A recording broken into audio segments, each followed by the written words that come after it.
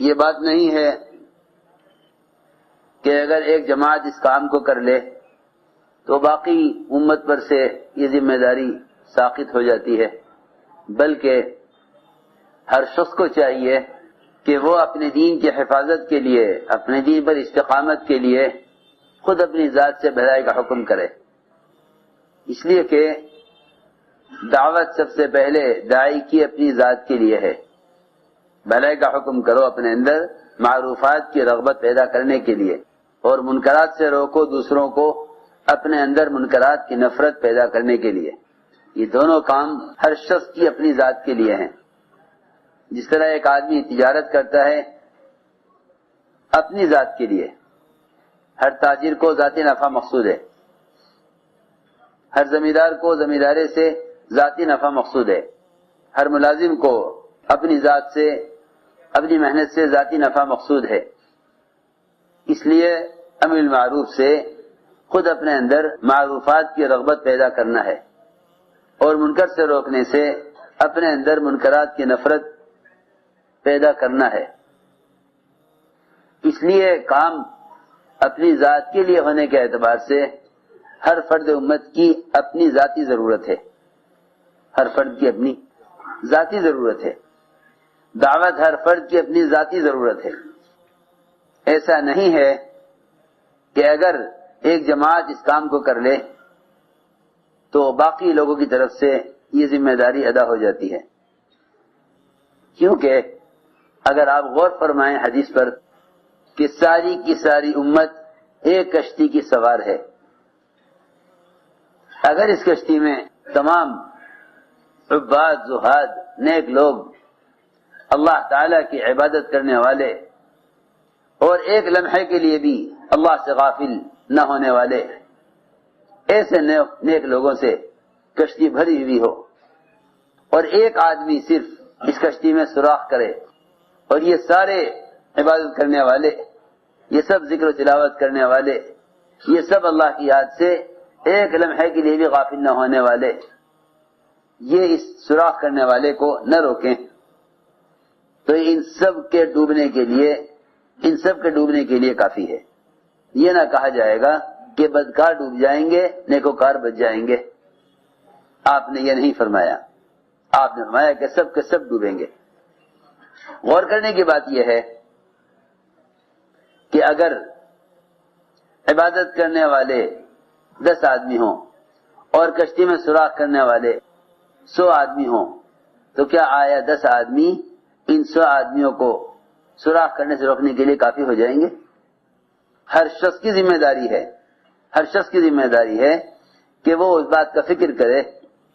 کہ ہم سب اجتماعی طور پر مل کر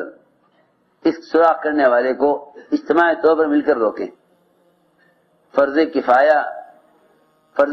کا مطلب یہ ہے کہ اتنا بڑا مجموعہ بھلائی کا حکم کرنے والا ہو، اتنا بڑا مجموعہ منکر سے روکنے والا ہو جو اس سوراخ کرنے والوں کو روکنے کے لیے کافی ہو جائے، اس کو فرض کفایہ کہتے ہیں۔ اس کو فرض کفایہ کہتے ہیں کہ آیا اتنا مجموعہ ہے، صحابہ کرام 100% دعوت پر مجتمع تھے، ایک صحابی بھی اللہ کے راستے کی نقل و حرکت اور دعوت اللہ سے ایک صحابی بھی مستثنی نہیں تھے، 100% امت دعوت پر مجتمع تھی۔ تو میں نے عرض کیا کہ امت کی نجات دعوت کے بغیر نہیں ہے، امت کی نجات دعوت کے بغیر نہیں ہے۔ یہ تو قرآن حدیث اس سے بھرے ہوئے ہیں۔ امت کی نجات دعوت کے بغیر نہیں ہے، یہ تو خدا کی قسم اتنی سچی بات ہے کہ دعوت کے بغیر نجات ہوگی ہی نہیں، دعوت کے بغیر نجات ہوگی ہی نہیں۔ اس لیے کہ اللہ نے فرمایا ہے قرآن میں فَلَمَّا نَسُوا مَا ذُكِّرُوا بِهِ أَنجَيْنَا الَّذِينَ يَنْهُونَ عَنِ السُّوءِ فَلَمَّا نَسُوا مَا ذُكِّرُوا بِهِ أَنجَيْنَا الَّذِينَ يَنْهُونَ عَنِ السُّوءِ، کہ جب برائی سے روکنے والوں نے برائی کرنے والوں کو برائی سے روکا، جب برائی کرنے والوں کو برائی سے دعوت دینے والوں نے روکا تو انہوں نے بات نہ سنی، تو اللہ رب العزت نے جب ان کو ہلاک کیا نہ ماننے والوں کو، تو نجات اللہ تعالی نے ان کو دی جو دوسروں کو برائی سے روکا کرتے تھے۔ فلما نسوا ما ذکروا به انجینا الذین ینہون عن السوء۔ اس سے معلوم ہو گیا کہ اگر اللہ تعالی نہ ماننے والوں پر عذاب لائے، اللہ نہ ماننے والوں پر عذاب لائے، تو نجات صرف ان کو ہوگی جو دوسروں کو منکر سے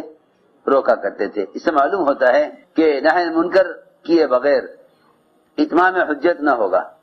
اور اتمام حجت کے بغیر نجات نہ ہوگی، اتمام حجت کے بغیر نجات نہ ہوگی۔ معلوم ہونا چاہیے کہ امر معروف اور نہی منکر یہی دعوت ہے۔ امر معروف، ادھر دیکھو ادھر دیکھو، امر معروف اور نہی منکر یہی دعوت ہے۔ سنو غور سے، امر معروف اور نہی منکر یہی دعوت ہے۔ لوگ اس دعوت تبلیغ کے طریقہ کار کو دیکھ کر یہ سمجھتے ہیں کہ یہ کوئی نیا کام شروع ہوا ہے اور یہ بے اعتبار امت کے نہیں ہے۔ حالانکہ اگر دعوت کے طریقے محنت اور اس کے مفہوم پر غور کیا جائے تو خلاصہ نکلے گا کہ بھلائی کا حکم کرنا اور برائی سے روکنا یہی دعوت ہے، اور یہی اس امت کے افضل امت ہونے کی شرط ہے، یہی اس امت کے افضل امت ہونے کے لیے شرط ہے کہ یہ فرمایا کنتم خیر امت، کہ تم خیر امت، افضل امت جب ہو سکتے ہو جب تم بھلائی کا حکم کیا کرو اور برائی سے روکا کرو۔ سوال اس بات کا ہے کہ کب منکر سے کیسے روکا جائے اور بھلائی کا حکم کیسے کیا جائے، بھلائی کا حکم کیسے کیا جائے اور منکر سے کیسے روکا جائے۔ اگر منکر سے روکنے میں خلفائے راشدین اور حضور اکرم صلی اللہ علیہ وسلم کے طریقے سے ہٹ گیا، اگر منکر سے روکنے میں خلفائے راشدین اور حضور اکرم صلی اللہ علیہ وسلم کے طریقے سے ہٹ گیا، تو اس طریقے کے بدل جانے کی وجہ سے فساد ہوگا، اصلاح نہ ہوگی، فساد ہوگا، اصلاح نہ ہوگی۔ اس لیے کہ منکر سے روکنے کے طریقے اور شرائط اور آداب ان کا سیکھنا بھی ضروری ہے۔ اگر اپنی طبیعت سے مغلوب ہو کر منکر سے روکتا ہے تو فساد کا ذریعہ بنے گا، اگر اپنی طریقے سے اپنی طبیعت سے مغلوب ہو کر منکر سے روکتا ہے تو فساد کا ذریعہ بنے گا۔ خوب غور سے بات سننی پڑے گی۔ اگر منکر سے روکنے میں سنت کا طریقہ اختیار نہیں کرتا تو اس کا منکر سے روکنا منکر کرنے والوں میں اصرار اور ضد پیدا کرے گا، جس سے اس کی کوشش بجائے ماحول کو درست کرنے کے اور ماحول کے اندر بگاڑ پیدا کرے گی۔ اس لیے فرمایا کہ بھلائی کا حکم کرنا، برائی سے روکنا، یہ تو امت کی نجات کے دو بنیادی سبب ہیں، بشرط یہ کہ اس کو محمد صلی اللہ علیہ وسلم اور آپ کے صحابہ کے طریقے کے مطابق کرے۔ میں جو بار بار آپ حضرات سے عرض کرتا ہوں کہ جس طرح نماز ایک متعین طریقہ عمل ہے، نماز کا ایک متعین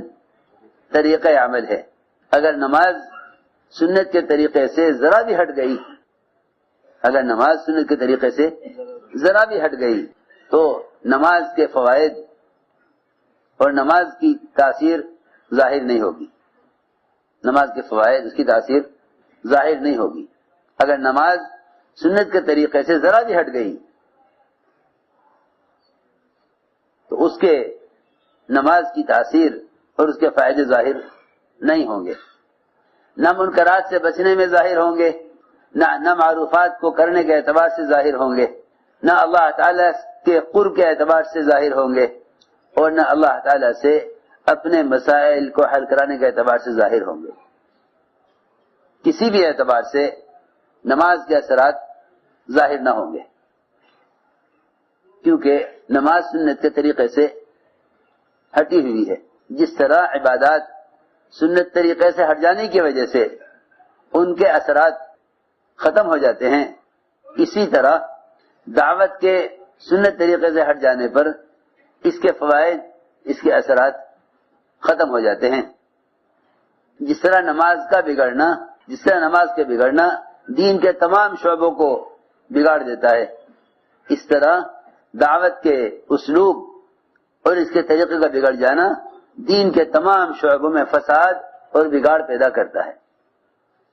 دین کے تمام شعبوں میں فساد اور بگاڑ پیدا کرے گا اگر منکر سے روکنے والے اور معروفات کی دعوت دینے والے ان دونوں کاموں میں نبوت کے طریقے اور خلفاء راشدین کے طریقے سے ہٹ کر امر معروف کریں گے یا منکر سے روکیں گے۔